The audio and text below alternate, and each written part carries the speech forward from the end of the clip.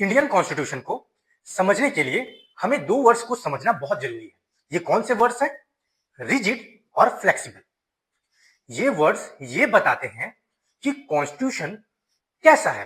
That means constitution का nature कैसा है। क्या हम कॉन्स्टिट्यूशन को इजीली चेंज कर सकते हैं या चेंज करना मुश्किल है? तो चलिए इन दोनों वर्ड्स को समझते हैं। पहला word rigid.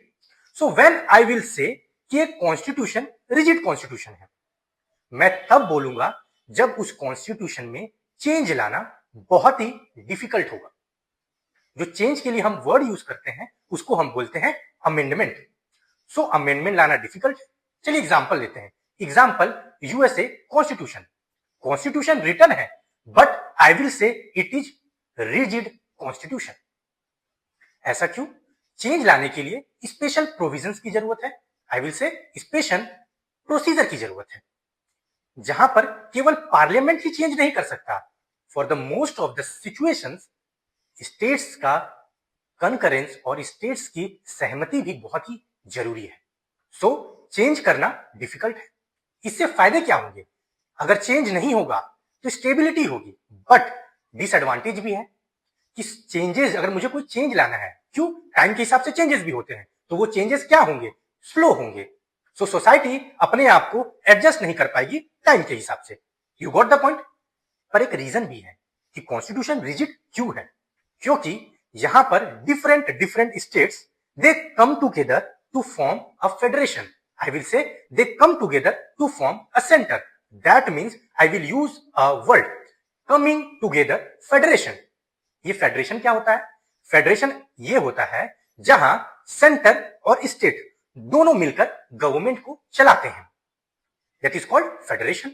So coming together federation, it is USA constitution written and I will use rigid constitution. Now I will tell you about flexible constitution. पहले मैं एग्जांपल दे देता हूं। UK, United kingdom. अब फ्लेक्सिबल क्यों है? क्योंकि यहां चेंजेस करना बहुत ही इजी है। चाहे मुझे कॉन्स्टिट्यूशनल प्रोविजन में चेंज करना हो, चाहे ऑर्डिनरी लॉज में चेंज करना है, कोई स्पेशल चीजों की जरूरत नहीं है, चेंजेस इजिली हो जाते हैं। इसके एडवांटेज, टाइम के हिसाब से अपने आप चेंजेस होते रहेंगे नेचुरली, जो हमने पहले देखा वीडियोज में। बट स्टेबिलिटी कभी कभी क्या हो सकती है? डिस्टर्ब हो सकती है। अब हमने रिजिड वर्ड समझ लिया, फ्लेक्सिबल समझ लिया। अब हमारे माइंड में क्वेश्चन आएगा, इंडियन कॉन्स्टिट्यूशन कैसा है? आई विल से इंडियन कॉन्स्टिट्यूशन एक बैलेंस्ड वे फॉलो करता है। ना तो ये ज्यादा रिजिड है, ना तो ये ज्यादा फ्लेक्सिबल है। कुछ प्रोविजन इजिली अमेंड हो सकते हैं, कुछ प्रोविजन को अमेंड करने के लिए टफ प्रोसेसेस फॉलो करने पड़ेंगे। That's why it is a balance. इसके फायदा क्या होगा बैलेंस अप्रोच से? एक तो हमारी स्टेबिलिटी और एडेप्टेबिलिटी दोनों चीज बनी रहेगी। इसका मतलब सोसाइटी में चेंजेस भी आते रहेंगे, और क्या होगा? चेंजेस के साथ साथ हम क्या कर सकते हैं? हमारा जो कुछ प्रोविजन जिसमें हमें चेंज लाना है वो भी हम चेंज कर पाएंगे। That's why it is a balance approach. इसके पीछे भी एक वजह है। इंडिया में क्या हुआ था? स्टेट्स पावरफुल नहीं थे, सेंटर पावरफुल था। सेंटर ने स्टेट को क्रिएट किया गया, तो इसलिए हम इसको क्या बोलते हैं? Holding together federation. और यूएसए में क्या था?